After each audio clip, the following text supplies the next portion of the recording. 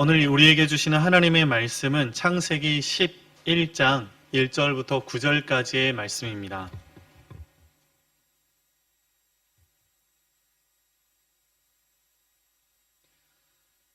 창세기 11장 1절부터 9절까지의 말씀을 저와 여러분이 한 절씩 교독하고 마지막 절은 함께 읽겠습니다. 온 땅의 언어가 하나요, 말이 하나였더라.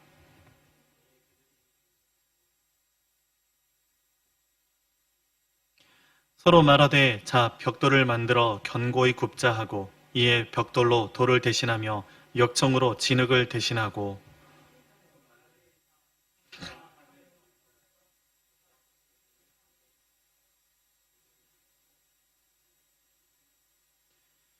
여호와께서 사람들이 건설하는 그 성읍과 탑을 보려고 내려오셨더라.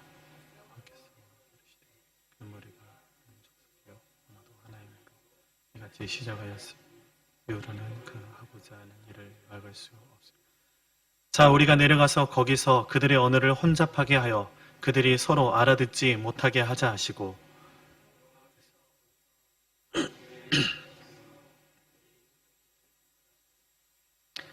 함께 읽겠습니다.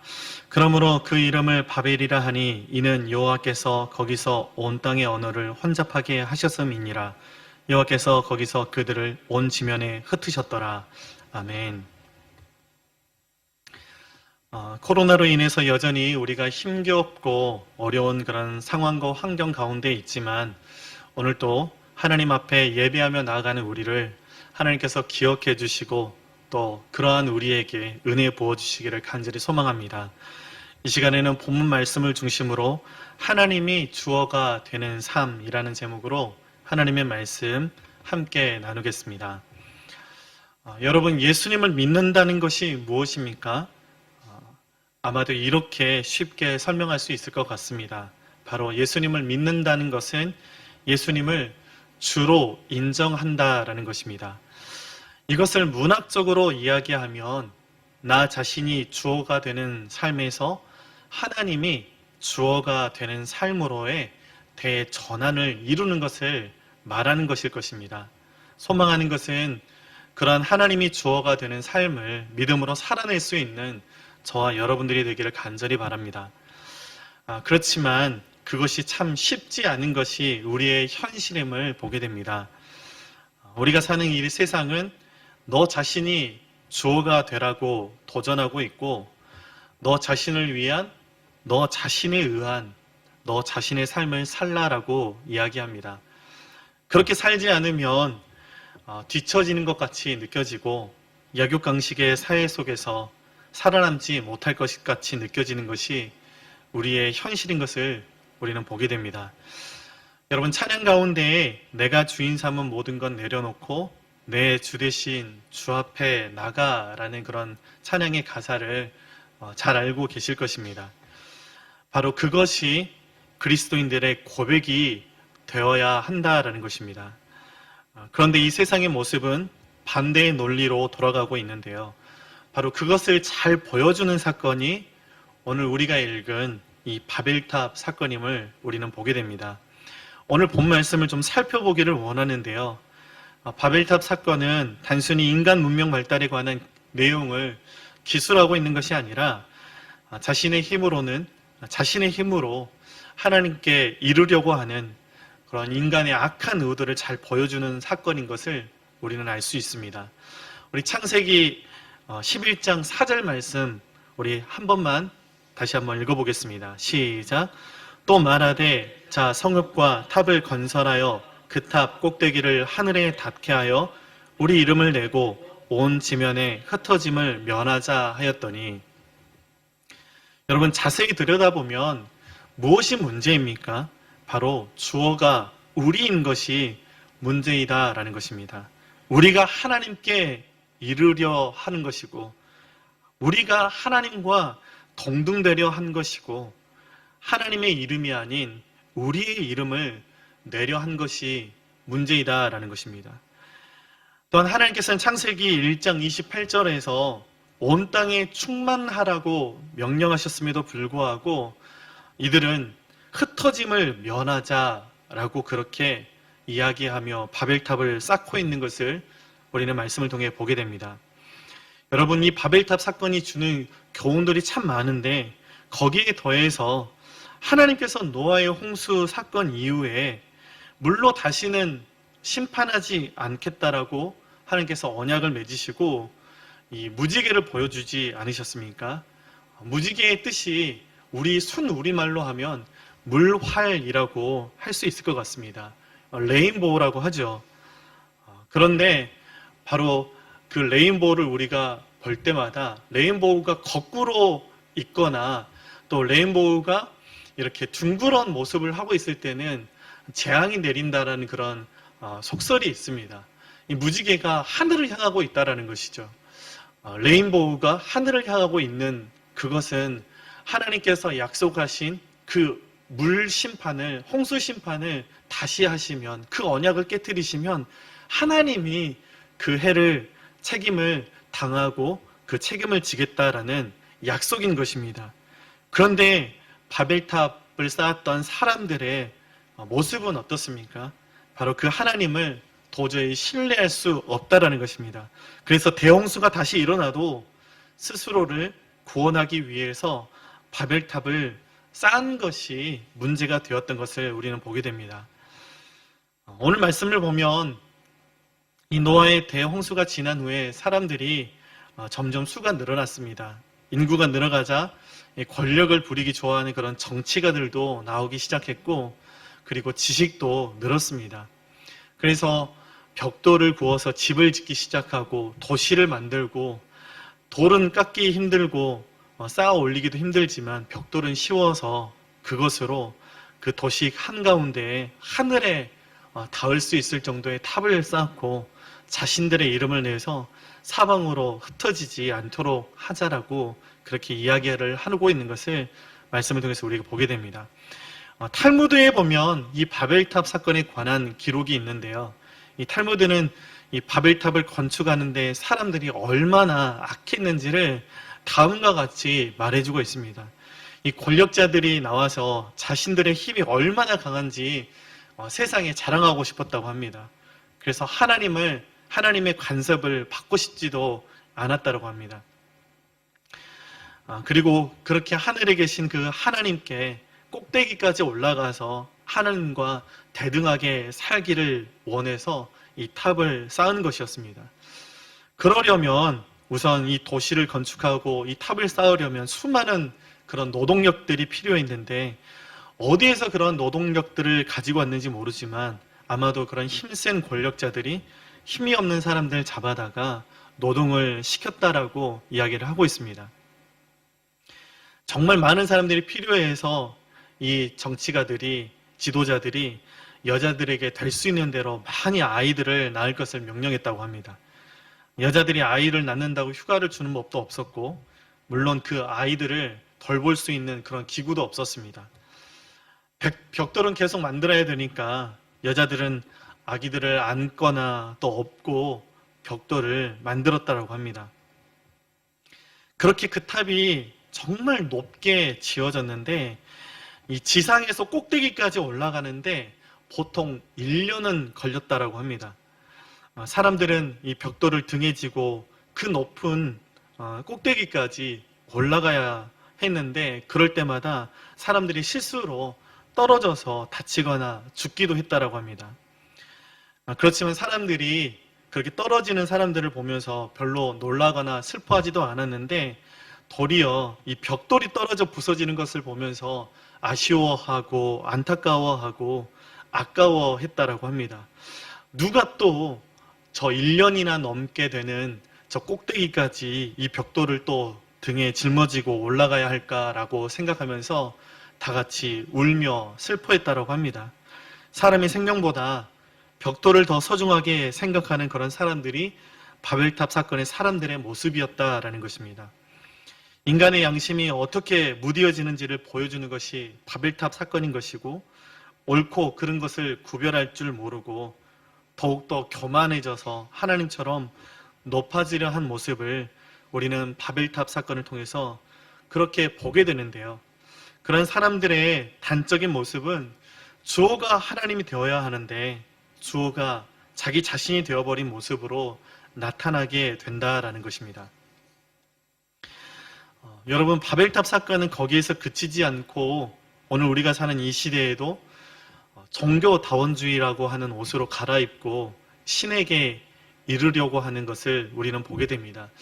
이에 대해서 우리 성도님들도 한 번쯤은 읽어보셨을 만한 그 레디컬이라는 그런 책을 이렇게 쓰신 데이빗 플랫 목사님은 그 책에서 이렇게 이야기하는 것을 우리는 볼 수가 있습니다. 이 플랫 목사님이 인도네시아에 있는 어느 불교 사원을 방문한 적이 있었다고 합니다. 저희들처럼 어쩌면 단기 선교 팀과 함께 복음을 전하기 위해서, 선교하기 위해서 갔던 모양입니다. 그런데 그곳에서 우연히 불교 지도자와 무슬림 공동체 리더와 이야기를 나누게 되었는데요. 모든 종교는 근본적으로 비슷하기 때문에 표면적인 차이가 있을 뿐이고 본질적인 차원에서는 동일하다라는 것이 그 두 사람의 견해였다라고 합니다. 열띤 그런 토론을 벌이는 것을 우리 플랫 목사님이 보시고 이러한 이야기를 하게 되었다라고 합니다. 이 두 사람이 산 꼭대기에 있는 하나님을 염두에 두고 있는 것 같습니다. 우리는 그 모두 산 밑에 있는 것이고요. 제가 이쪽 산에 이쪽 루트를 통해서 정상에 오르고 있다면 여러분은 다른 루트를 통해서 언젠가는 올라가서 언젠가는 다 만나게 될 것이다 라는 이야기를 하고 있는 것이죠 라고 이야기를 한 것입니다. 마치 여러분 그 후지산을 올라갈 때 루트가 네 군데가 있지 않습니까? 후지노미야 루트가 있고 요시다 루트가 있고 스바시리 루트가 있고 고텐바 루트가 있습니다. 저는 참 재밌게도 그 네 가지의 루트를 통해서 후지산을 모두 4번 이렇게 등정을 한 적이 있었습니다. 일본 사람들이 그렇게 이야기를 한다고 하더라고요. 후지산 평생에 한 번도 못 올라간 사람은 바보이고 2번 올라간 사람은 더 바보라는 이야기가 있습니다. 근데 저는 4번 올라갔거든요. 네, 얼마 정도의 이렇게 바보인지는 모르겠지만 후지산 올라갈 때마다 내가 왜 왔을까 그렇게 생각하는데 내려오면 또 올라가고 싶은 것이 후지산이더라고요. 마치 이러한 모습을 빗대어서 플랫 목사님이 이야기를 하신 것 같습니다. 모든 종교가 그렇게 산을 오르는 것처럼 여러 가지 루트를 통해서 산 꼭대기에 오르기만 하면 되는 것 아니냐라는 것입니다. 산 꼭대기에 올라가면 우리가 절대자를, 그 신을, 하나님을 만날 수 있는 것 아니냐라는 것입니다. 그러니 어떤 루트를 통해서 올라가든지 상관이 없지 않느냐라는 것입니다. 그러한 그들의 이야기에 플랫 목사님이 정색을 하고 그들한테 물었습니다. 만약에 산 꼭대기에 계시던 그 하나님이 지금 이곳까지 내려오셨다라면 여러분 어떨 것 같습니까? 인간들이 저마다 길을 찾아서 그 하나님께 올라오기를 기다리지 않고 직접 한 사람 한 사람 만나주기 위해서 그 삶 가운데 찾아오셨다라면 여러분 어떨 것 같습니까? 라면서 이야기를 했다라는 것입니다. 두 사람이 당연히 정말 멋진 일이죠 라고 그렇게 답을 했다라고 합니다. 그때 플랫 목사님이 주저하지 않고 바로 그렇게 하신 분이 예수님이십니다 라고 복음을 전했다라는 이야기입니다. 여러분, 플랫 목사님이 말씀하시는 것이 무엇입니까? 인간이 하나님을 만나기 위해서 산을 힘들게 올라가지 않아도 된다는 것입니다. 하나님이신 예수님께서 인간을 만나주시기 위해서 하늘 보좌를 버리시고 이 땅 가운데 내려오셨다라는 것입니다. 우리가 올라간 것이 아니라 예수님께서 우리에게 내려오신 것이고, 우리가 예수님을 영접한 것이 아니라 예수님께서 우리를 찾아오셨다라는 것입니다. 우리가 예수님을 믿어드리는 게 아니라 성령님께서 우리에게 예수님을 믿어지게 해주시는 은혜를 우리에게 허락해 주셨다라는 것입니다. 이것을 두고 여러분은 혹시나 아실 만한 박영선 목사님께서는 하나님의 설복이라고 그렇게 이야기하는 것을 들었습니다. 이 동일한 제목의 그 책에서 박영선 목사님이 이렇게 적고 있습니다. 신앙이라는 것은 내가 나를 설득하는 것이 아닙니다. 내가 하나님을 설득하는 것도 아닙니다. 신앙은 하나님이 나를 설복하시는 것입니다. 라고 설명을 하고 있습니다. 신앙에 있어서도 우리는 착각에 빠질 수 있다는 것입니다. 주어가 나인 채로 신앙을 하는 사람들이 있다는 것입니다. 하나님께서 우리에게 믿음을 주신 것이 아니라 내가 하나님 믿어드렸잖아요. 라는 그런 자세를 가진 사람들이 있다는 것입니다. 그런 사람들을 향해서 저는 이렇게 부르고 싶습니다. 이 지동설을 주장하는 그런 사람들이 있다라는 거예요. 제가 가끔씩 이렇게 지동설 이 예화를 드는데 너무나 중요하기 때문에 그렇습니다, 여러분. 이 지동설이 지구가 돈다라는 것이 지동설 아닙니까? 그런데 또 다른 지동설의 의미가 있습니다. 그것은 세상의 모든 것이 지를 중심으로 돈다라는 것입니다. 자기 중심적인 그런 생각에 빠져서 자기가 주어가 되어서 살아가는 사람들이 신앙인들 가운데에도 여전히 많은 것을 우리는 보게 된다라는 것입니다. 여러분, 신앙은 문장의 주어를 바꾸는 것입니다. 문장의 주어를 나에서 하나님으로 바꾸는 것이 신앙인 것입니다. 그래서 여러분, 교만은 내가 주어가 되는 삶이라고 설명을 할 수가 있을 것 같습니다. 여러분, 그러면 겸손은 무엇입니까? 바로 하나님이 주어가 되는 삶인 것입니다. 내가 주어가 되면 안 된다라는 것이죠. 그 대신 하나님이 주어가 되셔야 되는 것이고, 우리는 그 하나님의 사랑과 보호에, 그 은혜에 목적어가 되어야 한다는 것입니다. 바로 하나님 그분이 하시는 것이다 라는 것입니다. 성경은 이러한 사실에 대해서 하나님이 주어라고 우리에게 분명하게 밝혀주고 있습니다. 여러분, 성경의 시작을 보십시오. 이 창세기 1장 1절입니다. 우리 같이 함께 읽어보겠습니다. 태초에 하나님이 천지를 창조하시니라.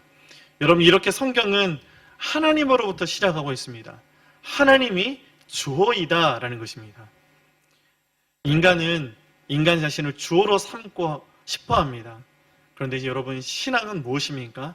하나님이 시작하셨고 하나님이 주관하시고 하나님이 모든 것을 섭리하신다라는 것을 믿는 것이 바로 신앙이다라는 것입니다.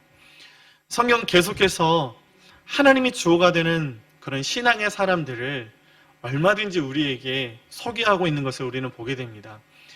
단적인 예로 욥을 보십시오. 욥기 23장 10절 말씀 우리 같이 함께 읽어보겠습니다.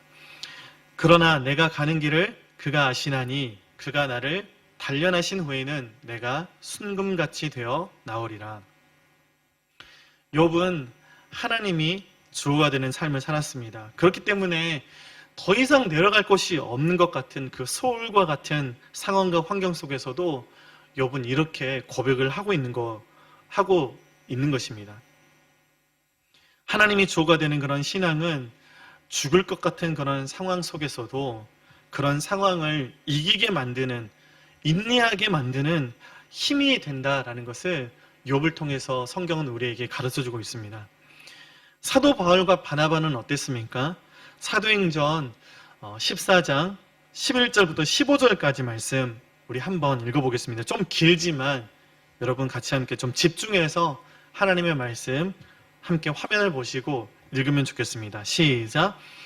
무리가 바울이 한 일을 보고 루가오니아 방언으로 소리질러 이르되 신들이 사람의 형상으로 우리 가운데 내려오셨다 하여 바나바는 제우스라 하고 바울은 그 중에 말하는 자이므로 헤르메스라 하더라. 시외 제우스 신당의 제사장이 소와 화환들을 가지고 대문 앞에 와서 무리와 함께 제사하고자 하니 두 사도 바나바와 바울이 듣고 옷을 찢고 무리 가운데에 뛰어 들어가서 소리질러 이르되 여러분이 어찌하여 이러한 일을 하느냐? 우리도 여러분과 같은 성정을 가진 사람이라. 여러분에게 복음을 전하는 것은 이런 헛된 일을 버리고 천지와 바다와 그 가운데에 만물을 지으시고 살아계신 하나님께로 돌아오게 함이라. 아멘. 바울과 바나바가 루스드라에 전도하기 위해서 갔을 때 나면서부터 걷지 못하게 되어 걸어본 적이 없는 그런 사람을 고치게 되었는데, 이것을 보고 무리가 신들이 사람의 형상으로 내려왔다라고 하면서 바로 바나바에게는 제우스라고 하고 바울에게는 헤르메스라고 이렇게 치켜 세웠다라는 것입니다. 그때 바울과 바나바가 외쳤던 것이 무엇입니까? 우리는 여러분과 같은 인간입니다. 우리를 보지 말고 만물을 지으신 주어가 되시는 하나님을 보십시오 라고 외쳤다라는 것입니다. 그렇게 사도 바울은 이어서 고린도전서 15장 10절에서 이렇게 고백합니다. 우리 함께 읽어보겠습니다. 그러나 내가 나된 것은 하나님의 은혜로 된 것이니 내게 주신 그의 은혜가 헛되지 아니하여 내가 모든 사도보다 더 많이 수고하였으나 내가 한 것이 아니요 오직 나와 함께 하신 하나님의 은혜로라. 아멘. 여러분, 하나님이 주어가 되는 신앙은 인생이 무너져 내리는 것 같은 상황도 이겨내는 힘이 되는 것이고, 하나님과 같이 되라는 마귀의 유혹도 이겨내는 능력이 되는 것입니다. 이렇게 우리의 인생의 모든 여정과 가치와 의미를 하나님이라는 주어를 통해서 해석하려고 하는 태도를 신학적으로는 섭리신앙이라고 말합니다. 우리가 이 섭리신앙으로 살 때 우리는 우리 자신의 삶 가운데 눈에 보이는 현상적 그런 측면보다는 그 이면에 있는, 말하자면 눈에 보이지 않는 영적인 측면에서 발견될 수 있는 그런 의미와 목적을 추구하고 살게 되는 것이고, 그래서 눈에 보이는 그 현실의 성공 여부에 일희일비 하지 않을 수 있다는 것입니다. 우리는 어떻습니까, 여러분? 조금만 힘들면 분노하고 좌절하고 포기하고, 반대로 조금만 성공해도 우쭐해지고 교만해지는 이런 현상적인 그런 표면적인 그런 삶을 넘어서 우리 삶에서 경험하는 그런 모든 굴곡진 성공과 실패의 이면 속에 면면이 흐르고 있는 그 하나님의 깊은 뜻 안에서 삶을 바라볼 수 있는 저와 여러분들이 되기를 간절히 소망합니다.